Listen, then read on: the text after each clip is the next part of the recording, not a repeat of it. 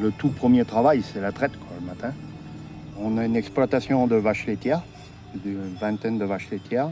On livre le lait à l'Étoile du Vercors pour faire l'IGP Saint-Marcelin. Le matin, je me lève à 6 heures, je vais traire les chèvres à la main.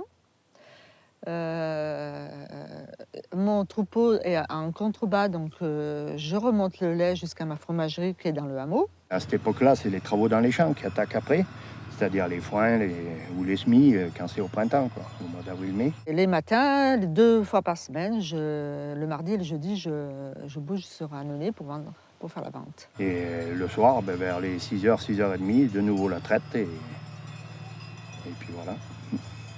C'est des journées bien remplies.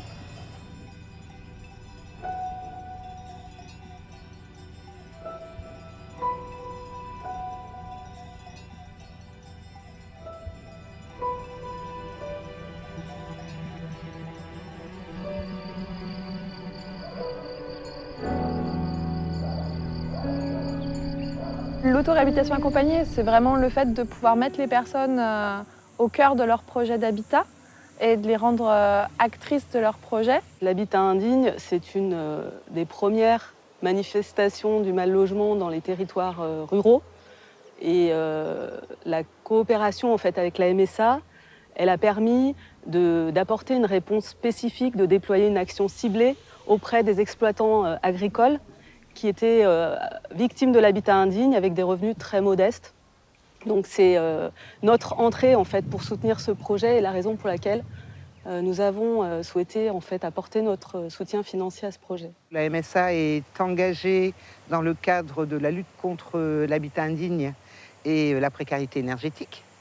C'est un engagement à la fois national et à la fois local pour la MSA Ardèche-Drôme-Loire. Donc ça depuis 2011 au niveau national et 2013 pour la MSA Ardèche-Drôme-Loire.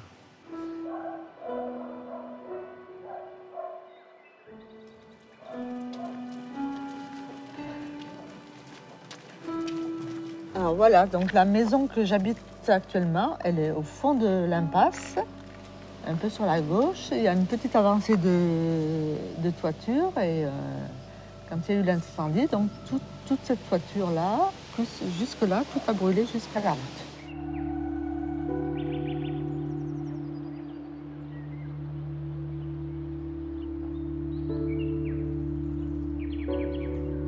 La maison qu'habitaient mes grands-parents, c'était celle-là, et ma mère, et elle date de, je crois que c'est 1788 là-haut. L'incendie est parti d'ailleurs de cette maison-là et a communiqué sur toutes les 2 autres habitations, quoi, a brûlé et s'est propagé par la toiture. Et après l'incendie, c'était la maison la plus endommagée des 3, quoi. Et il ne restait plus rien du tout, quoi.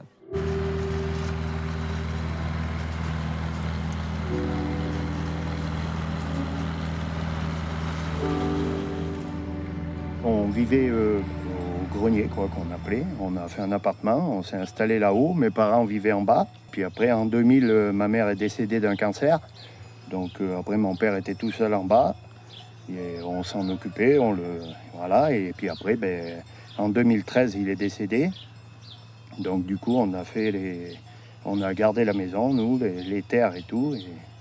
Et puis maintenant, on rénove tout le bas, premier étage pour avoir plus de place et tout.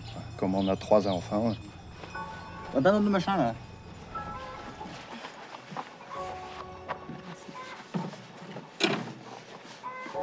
Tu veux que je te fasse une porte, maman ? La plupart de nos situations sont remontées suite à des détections réalisées par les travailleurs sociaux dans le cadre de leurs accompagnements. Et d'autres détections ont également été réalisées par le biais d'opérateurs avec lesquels nous travaillons, le Solia 07 et 26, qui sont les opérateurs un peu traditionnels, je dirais, sur les programmes Habiter mieux et lutte contre l'habitat indigne. L'idée, c'est que le travailleur social de la MSA et l'équipe de Solia soient en lien assez fréquent pour travailler ensemble sur l'évolution du dossier, d'un côté sur le plan social, de l'autre côté sur le plan technique, avec les compagnons bâtisseurs qui, eux, vont apporter un petit peu leur savoir-faire et leur expertise sur leur capacité à eux d'intervenir sur tel et tel lot dans le cadre du projet de travaux. Et puis derrière, avec la MSA qui chapeaute le projet, qui coordonne et qui permet à tous de créer les espaces de discussion, d'échange qui parfois nous réorientent vers la bonne direction. Et ensuite, nous, notre rôle, c'est d'aller rencontrer la famille, de visiter le logement, de caractériser les difficultés du logement et de déterminer effectivement si oui ou non le projet semble en adéquation avec les financements qui peuvent être mobilisés auprès de l'ANA et notamment dans le cadre de l'autoréhabilitation accompagnée. On a mis ça tout en route et après, il y a une dame de la MSA qui nous a proposé une aide par rapport aux compagnons bâtisseurs, quoi. Donc on a accepté tout de suite parce que bon, avoir des coups de main, c'est toujours appréciable, quoi. On n'aura pas compté des mètres carrés ou on n'aura pas fait attention à certaines choses que là, c'est eux qui ont tout géré aussi, tout ce qui était les fournitures.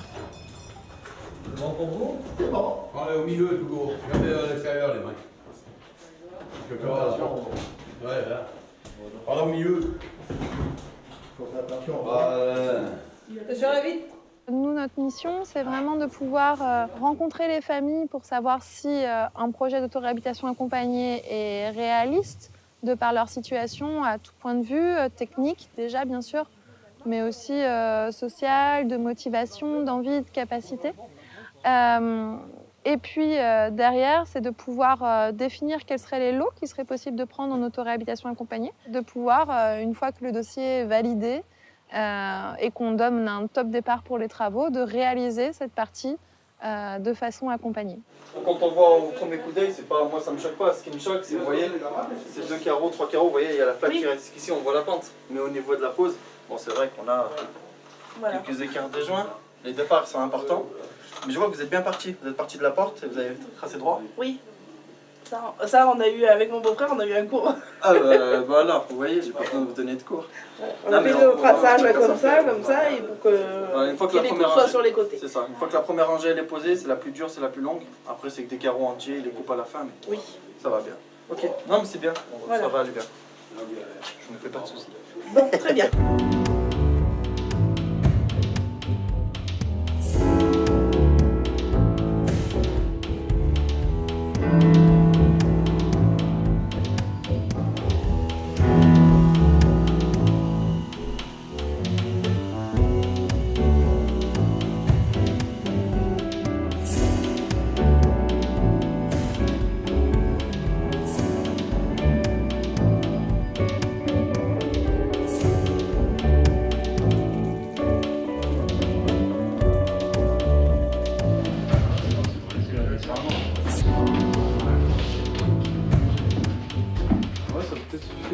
Bah, je pensais couper, ouais. En 3 morceaux. Ouais. Je vais chercher des morceaux, il y a des morceaux aussi. Le seul truc, c'est que quand tu tiens l'extérieur sur l'oreille, tu appuies, tu pousses, tu la lèves pas, juste tu la pousses. Quand tu arrêtes, tu attends qu'elle arrête de tourner et tu l'enlèves. J'ai contacté les compagnons et c'est eux qui m'ont dirigé d'abord vers l'assistante sociale de la MSA, qui est venue ici pour se rendre compte de l'état de la maison et de savoir si elle pouvait monter un dossier pour une aide par la MSA, quoi. On est vraiment dans une réponse à chaque fois individuelle. Ça veut dire qu'on va identifier quel est le meilleur interlocuteur pour la famille. Il y a énormément de pudeur quand même dans le monde agricole.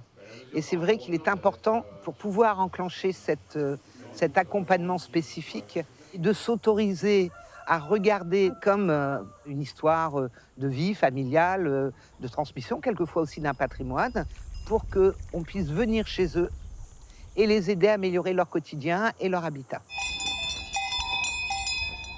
Dans une ferme, il y a toujours des imprévus, toujours des... Alors on travaille, il y a une vache qui fait le beau, voilà. Oui, on va dire plutôt que c'est les travaux qui ont empiété sur la vie agricole. Sur la vie agricole, oui. Voilà. Parce que bon, on a voulu aussi que ça avance assez rapidement, puis se mettre à l'espace plus vite.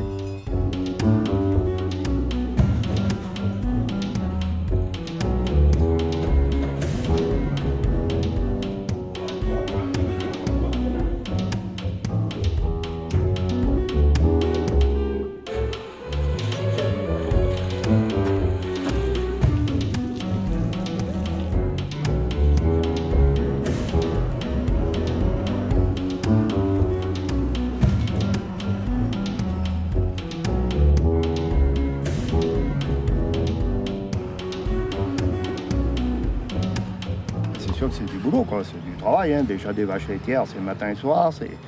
Mais c'est vrai qu'on est arrivé à y gérer, quoi.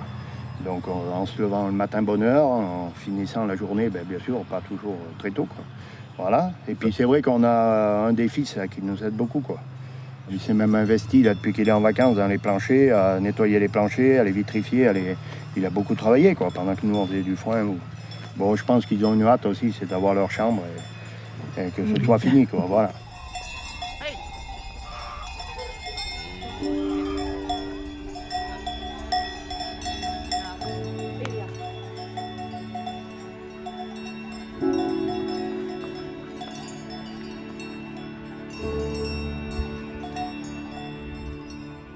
Là, aujourd'hui, c'est la dimension du projet. C'est qu'on est sur un démarrage avec un faible nombre de situations accompagnées, donc qui nous permettent à la fois de tester beaucoup de choses, donc ce qui est assez intéressant parce qu'on peut partir dans plein de dimensions, expérimenter, innover.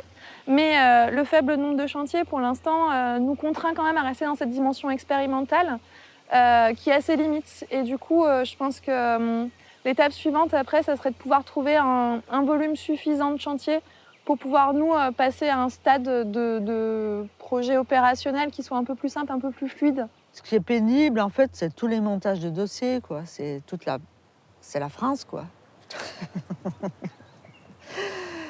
Et c'est vrai que quand on a une idée, si on peut la réaliser le lendemain, c'est mieux. Mais bon, il faut être patient, quoi. Il ne faut pas lâcher le morceau. Et des fois, c'est... Moi, mes fils, ils n'acceptent pas, quoi, ça.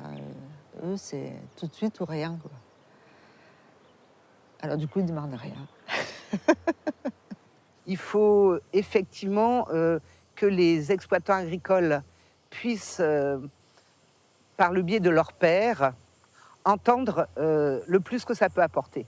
Hein, parce que ça va permettre de rassurer aussi certaines personnes et qui vont accepter de s'engager dans cette expérimentation parce qu'ils auront des retours positifs de leur père.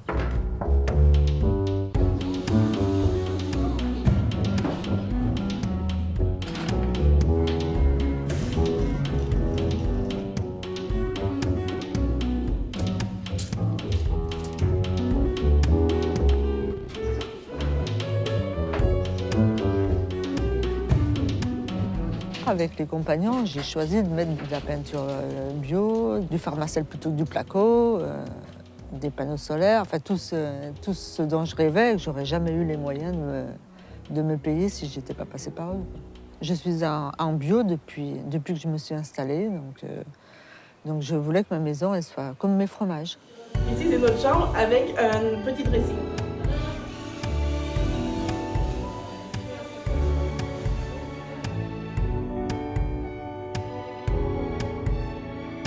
Le grand, il a pris la chambre là-bas parce que comme ça, il pouvait voir les vaches.